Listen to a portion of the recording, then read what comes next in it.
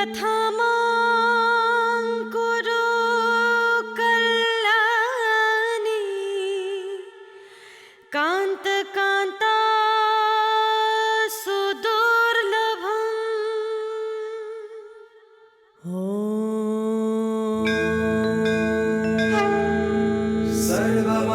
सर्वमङ्गलमाङ्गल्ये शिवे सर्वार्थसाधिके शरण्ये त्र्यम्बके गौरी नारायणी नमोऽस्तुते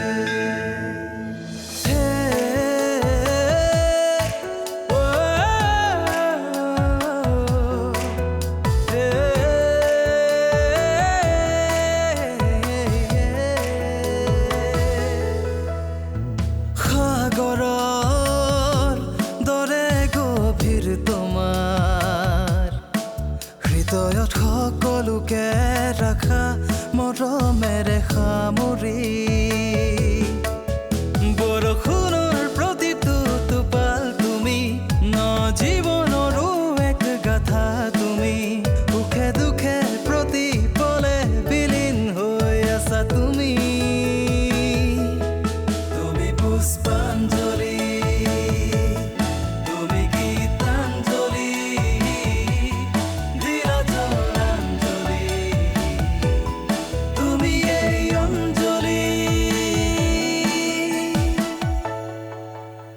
সাগৰৰ লগৰ যে সুৰজিত সি কৰিব আপুনি মোক এনেই কৈছে সাগৰদাৰ বন্ধুজনে আকৌ মোক কিয় ফোন কৰিব কিয় কৰিব মই কেনেকৈ জানো কিবা চাগে তাৰ সুধিব লগা আছে মোকো লগত লৈ যা দেউতা মাও গ'ল তয়ো মোক অকলে এৰি কিয় গুচি গ'লি বাৰু খুৰা আপোনালোকে অঞ্জলিৰ কথা কি ভাবিছে মানে আপোনালোকৰ ঘৰত তাইক সদায় ৰাখিবনে কালি তাইৰ মোমাইক আহিছিল তাইক তেওঁলোকৰ ঘৰলৈকে লৈ যোৱাৰ কথা কৈছে মোৰ আপোন মানুহবোৰ বৰ সোনকালে আঁতৰি যায় আপোন মানুহৰ মৰম মই বৰ বেছি দিন পাই থাকিব নোৱাৰোঁ সেয়া যেন মোৰ ওপৰত কাৰোবাৰ অভিশাপ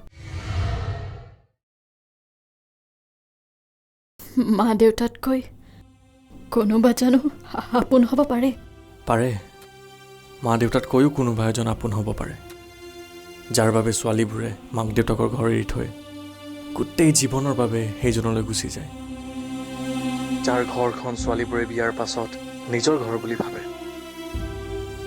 সেইজনেই হৈছে মাক দেউতাকতকৈও বেছি আপোন আৰু তোমাৰ সেই আপোন মানুহজন মই হ'ম পুষ্পা তোমাক মই তোমাৰ মা দেউতাতকৈও বেছি মৰম দিম আজি তোমাৰ স্বৰ্গগত দেউতাৰ নামত শপত খাই কৈছোঁ নালাগে জিদ্দা আপুনি মোক আপোন কৰি ল'ব নালাগে মোৰ দৰে দুৰ্ভগীয়া এজনীক আপোন কৰি লোৱাৰ পিছত যদি কিবা এটা হয় তেতিয়া মই সহ্য কৰি থাকিব নোৱাৰিম কাৰণটো কি কাৰণ মই আপোনাক ভাল পাওঁ বহুত বেছি ভাল পাওঁ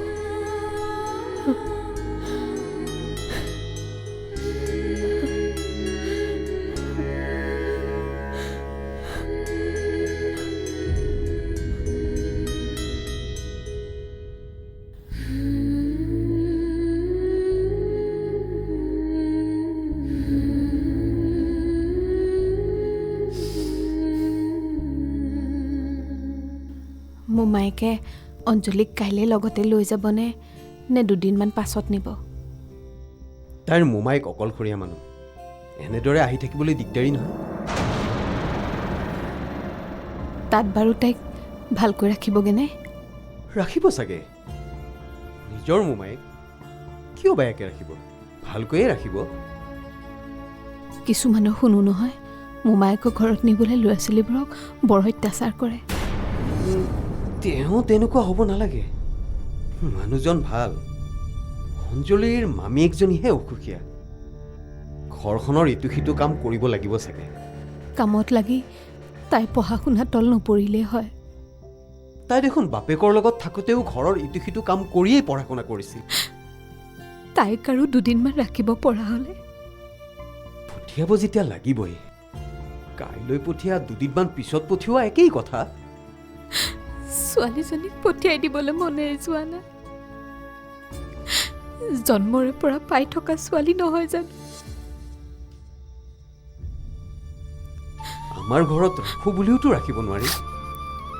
লোকৰ গাভৰু ছোৱালী এজনী ৰখাটো ইমান সহজ কথা নহয়। তাইৰ লগতনো খৰচ হ'ব কিমান? তাইনো খাব কিমান? তাইনো বিধে বিধে কাপোৰ কানি পিন্ধিব কিমান? খৰচৰ কথা নহয়ও, আন কিছুমান কথাহে আছে।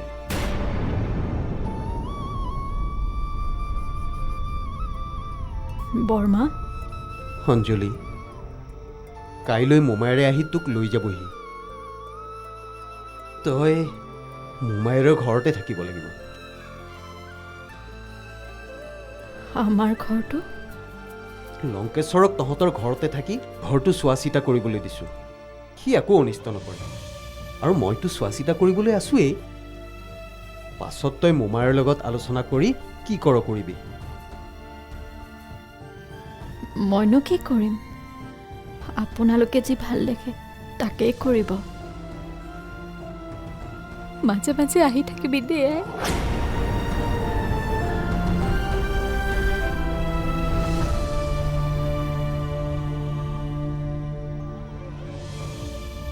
পঢ়া শুনা বাদ দি বৰকে কামত লাগি নাথাকিবি। আপোনালোকো ভালদৰে থাকিব বৰমা। নিজৰ যত্ন ল'ব। আমাৰ কথা চিন্তা নকৰিবি অঞ্জলি। তই ভালদৰে পঢ়া শুনা কৰি BA টো পাছ কৰ। তোৰ ভাল খবৰবোৰ পাই থাকিলে আমাৰো ভাল লাগিব দেচোন।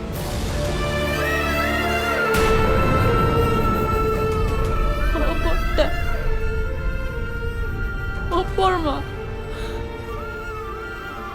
আপোনালোকক আনন্দ দি থাকিবলৈ মোক আশীৰ্বাদ কৰক।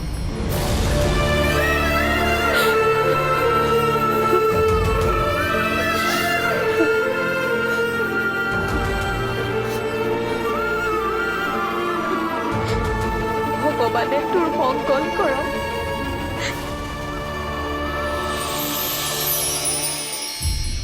বৰ্তা, মই যদি কিবা ভুল কৰিছো মোক ক্ষমা কৰি দিব।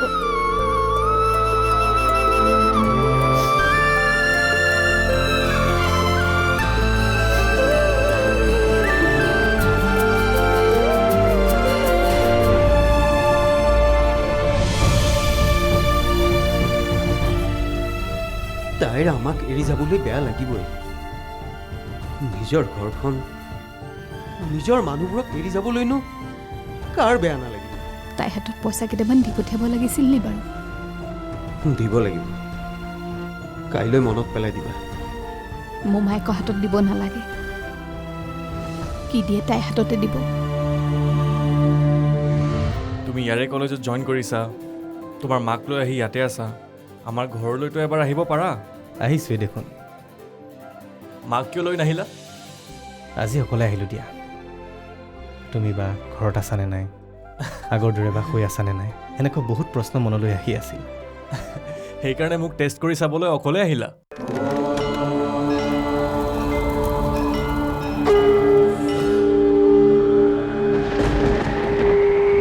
অঞ্জলি,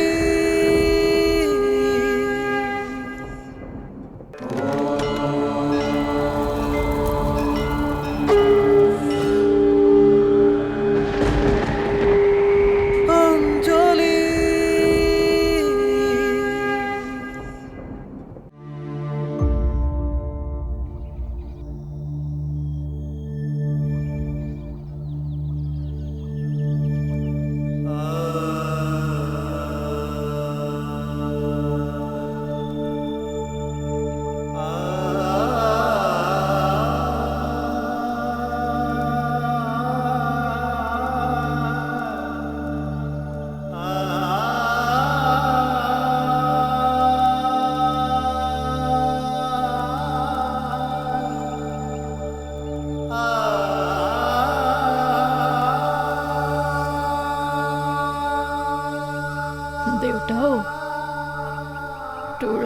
তোমাৰ স্মৃতিবোৰ এই ঘৰখনত থৈ মই যাবলৈ ওলালোঁ।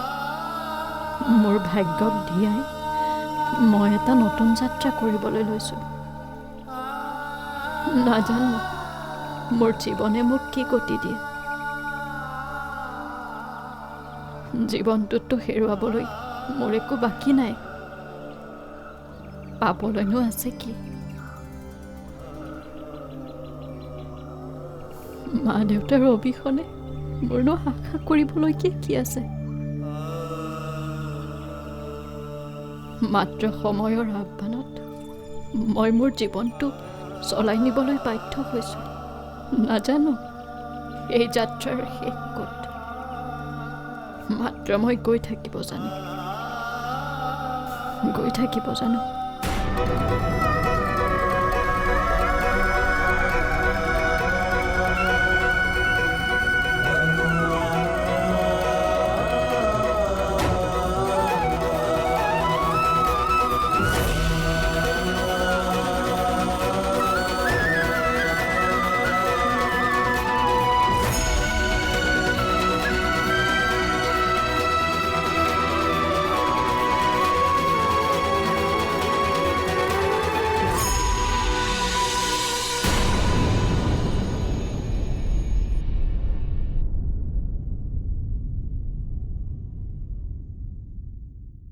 আৰে সাগৰ,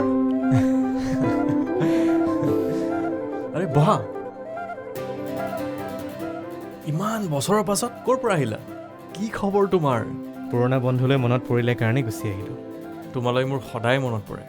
কিমান দিন পাছত যে লগ পাইছোঁ। তোমাৰ ঘৰত মই ফোন কৰোঁ, কিন্তু কোনো নুঠাই দেখোঁ। পুৰণা ঘৰটোত আজিকালি আমি কোনো নাথাকোঁ। দেউতা ঢুকোৱাৰ পাছত মাক লৈ মই ইয়ালৈকে গুচি আহিলোঁ। তুমি ইয়ালৈকে গুচি আহিলা? মানে তুমি ক'ত থাকা এতিয়া? মই আজিকালি ইয়াতেই থাকোঁ। কলেজ এখনত জইন কৰিলোঁ নহয়। সঁচা? মই তোমাৰ বহুত খবৰেই নাপাওঁ দেখোন।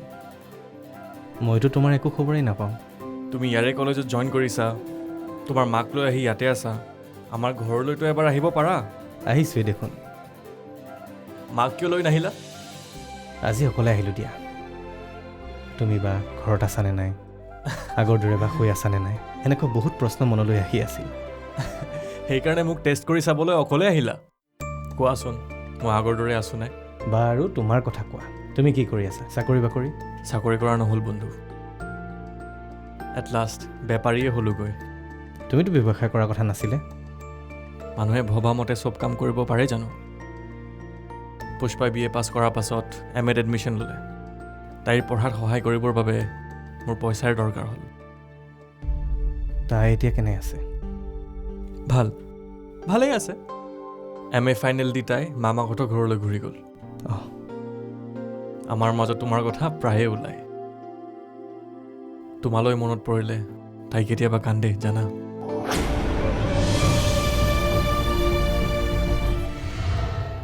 তেখেত ঢুকোৱাৰ পাছৰে পৰা আমাৰ ঘৰখন গোটেই ঠান বান হৈ গ'ল। ইমান যত্নৰে সজোৱা ঘৰখন এৰি ক'ৰ ঘৰ এৰি ক'ত আছোহি চোৱাচোন। আপুনি আমাৰ লগত থাকি একো অসুবিধা নাপায় মা। এইখন আপোনাৰ ল'ৰাৰ ঘৰ, আৰু ল'ৰাৰ ঘৰ মানে নিজৰেই ঘৰ।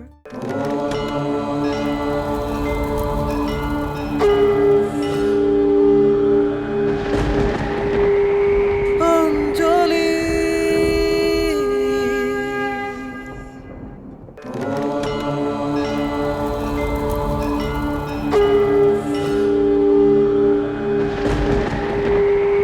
অঞ্জলি। তুমি তাইৰ লগত যোগাযোগটো একেবাৰেই বাদ দি দিলা। কেনেকৈ যোগাযোগ ৰাখিম কোৱা? দেউতা ঢুকোৱাৰ পাছত লাইফটো বৰ খেলি মেলি হৈ পৰিল। তাৰপিছত চাকৰি জইন কৰা হ'ল, মাও অকলশৰীয়া হৈ পৰিল। এতিয়া পিছে অলপ চিজিল হৈছে। পুষ্পাই তোমাৰ খবৰ পাই বৰ ভাল পাব। MA পাছ কৰাৰ পাছত পাৰিলে তাইক চাকৰি এটা যোগাৰ কৰি দিবা। তাইৰ চাকৰি কৰাৰ খুব ইচ্ছা আছিল। মই চেষ্টা কৰিম। মোৰ ইচ্ছাবোৰ পূৰণ নহ'ল যেতিয়া তাইৰ ইচ্ছাবোৰে পূৰণ হওক। বাৰু এইবোৰ বাদ দিয়া, তোমাৰ বিয়া হ'ল নে নাই সেইটো কোৱা। সেইকাৰণেতো তোমাক বিচাৰি বিচাৰি ইয়ালৈ আহিছোঁ। মই বিয়া পাতিব লৈছোঁ। কি? 15 দিনৰ পাছত মোৰ বিয়া। এইখন ঘৰলৈ বিয়া হৈ আহিছা যেতিয়া এতিয়া আৰু এইখন ঘৰেই তোমাৰ নিজৰ ঘৰ। সুখে দুখে বিপদে সম্পদে এইখন ঘৰকে তুমি নিজৰ বুলি ভাবিবা।